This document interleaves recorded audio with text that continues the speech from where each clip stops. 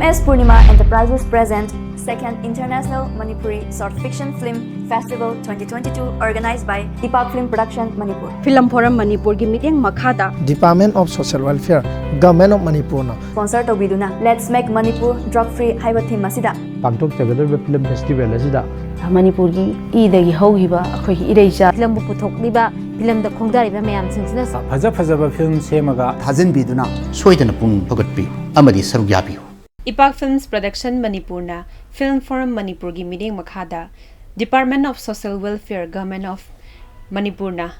sponsor to biduna anirak suboina sinjariba International Manipuri Short Fiction Film Festival 2022 asigi presents to bidiba MS Purnima Enterprises ki Proprietor oibiriba kai khunazaribi Ningombam Ongbi Ranibala Leima gani yam nungaize madam Mamangi Sinjakiba International Film Festival Adulasu Madam na Achoba Thaudangama Yabiduna Festival Adubu present to Wiki Handaki Anirak Subasidasu Madam na presents the Wibasi Karamba Kari Wakalon the Gino Habadu Mayami Mafamdam Setobi. Hoi Mamang the Suaina MS Purnima Enterprises na Mamangi Ipak Film na Putopa Film Festival the Suai Saruya Zagare Tawadabu Handaki okay Mamangi da COVID-19 ye awaraba awana maraksida aina film mayam puthoiba singsiga mai punar sinba tharom je kai haini miyam da awareness piba haibtare awareness piba sigi miyam da piba awareness miyam na khangna bagi da makta aisu yamna thawai haksang yauna aina kaino tawjabani hadi film festival sida aina kaino yaujabani handak anirak subo aina drug ki mayokta silliba Ipak film na puthoi bes aina yamna thawai haksang yauna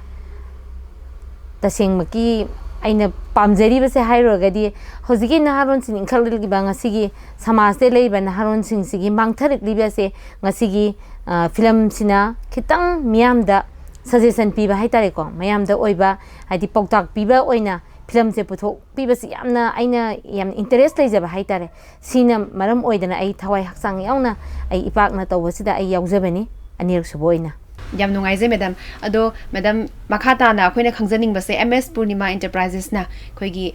lekai singda lairiba hawgalakliba youth sing natraga lekai da laibiriba ima indon sing sida phanghaliba khudong chaba singse karino haibdusu kitang thangbi MS Purnima Enterprises na hojibok da miyam da phangalise akhoi kai haini helum gi oiba product haitare wangkhei phi moirang phi Mapanaiba, Degi Yong the Saba P. Makan my Amama Pangangere. Adugo Loina Loina, Kugi Nupi Oiba, Sapal Factory, Amaka 8 Tawadabu, Sapal Singsisu Ainadum, Mayam Dudum Panganjare. Aduga MS Purnima Enterprises na Puto is the Anamane Helungi, Adagi, Akwigi, Yongi Pidarga, Luhong Bagida, Yam Namaru, Eba Haitare, Luhong Bagi, say Yau the Yadraba, Kwigi, Loyum my piece, we may take it at the Yau the Yadrabani. Loyum Zaina Contabising the Peter, Loyum Zaina Mukungat Sabane. Loyum Mamada 400, 500 books high. A queen of his saman the pieces and young cake, so whom to mine, Bibi Yamnam, Loyum Zam, the Makan, my Ama Makinagare, Loyum Ziggy. Adumina Quina may tell you a young girl, Hong Kong Bagi Potok at products ma'am, the Aina Toze Aduga, Kaunana Saba, Perk. Adegi keno raw material me amsa koina dum taraga adegi leisabi maza singse akoina poloi gi making tohan ba adegi magi samji da thena ba kai kra me amse aina dum moida ta ga dum product se puthok se tab da nungai se madam na ahom mamal da haidi lamdam nasida sajari ba khoigi handloom and handicraft ki potlam singse mayam da ahom mamal da phanghan bi ba gi da mak da khoigi MS Purnima Enterprises bo haningai ni da thagat pa phongdok chari madam aduga MS Purnima Enterprises ki branch officing se karam ba Manipur gi tongan ba mafam singda laibage haibu su thambi aigi branch se aigi di kaino se akhoi head office se aigi yum da haitare khoi khongmun zone tu dana aigi oije aduga ani subadana Hairok part 1 part 2 da aduga Kakching da su branch lerame da Kakching gi sidi ai atopa mina manage tawre aduga khoi hojik ta aina tawrisi nauna ama aigi January kaino December gi date 29 sida ama aina kaino showroom ama hangdokse akhoi khurai Ningombam lekaida akhoi kai yani Thokchom maya gi sida aina nauna amuk puthoksaban ꯑꯗꯣ ꯑꯩꯅ ꯄꯨꯊꯣꯛꯅꯤꯡꯉꯤꯕꯒꯤ ꯊꯤꯝꯁꯦ ꯂꯩꯀꯥꯏꯗꯨꯗ ꯂꯩꯔꯤꯕ ꯃꯌꯥꯝꯁꯦ ꯊꯕꯛ ꯁꯨꯐꯝ ꯅꯣꯝꯐꯝ ꯈꯪꯗꯕ ꯃꯌꯥꯝꯁꯤꯗ ꯑꯩꯅ ꯈꯤꯇꯪ ꯍꯣꯡꯅ ꯑꯩꯒꯤ ꯃꯃꯜꯁꯦ ꯌꯥꯝꯅ ꯇꯣꯡꯕ ꯇꯣꯡꯗꯕꯒꯤ ꯅꯠꯇꯅ ꯈꯤꯇꯪ ꯄꯣꯠꯊꯣꯛꯁꯦ ꯆꯠꯅꯕꯒꯤꯗꯃꯛꯇ ꯑꯩꯈꯣꯏ ꯏꯌꯣꯡꯒꯤꯗ ꯁꯥꯕ ꯑꯗꯒꯤ ꯃꯌꯥꯝꯅ ꯐꯪꯅꯗꯕꯁꯤꯡꯁꯦ ꯑꯩꯅ ꯍꯣꯜꯁꯦꯜꯗ ꯑꯩꯅ ꯄꯣꯠꯊꯣꯛꯁꯦ ꯄꯤꯖꯕꯅꯦ ꯌꯥꯝ ꯅꯨꯡꯉꯥꯏꯖꯩ ꯃꯦꯗꯥꯝ ꯑꯗꯣ ꯍꯟꯗꯛꯀꯤ ꯑꯩꯈꯣꯏꯅ ꯁꯤꯟꯖꯔꯤꯕ ꯐꯦꯁꯇꯤꯚꯦꯜ ꯑꯁꯤꯗ ꯃꯦꯗꯥꯝꯒꯤ ꯊꯃꯣꯏꯗ ꯐꯥꯎꯕ ꯋꯥꯈꯜꯂꯣꯟꯁꯤꯡꯗꯨꯁꯨ ꯃꯌꯥꯝꯗ ꯁꯦꯌꯔ ꯇꯧꯕꯤꯌꯨ ꯃꯦꯝ ꯌꯥꯝꯅ ꯃꯦꯁꯦꯖ ꯄꯤꯖꯅꯤꯡꯕꯗꯤ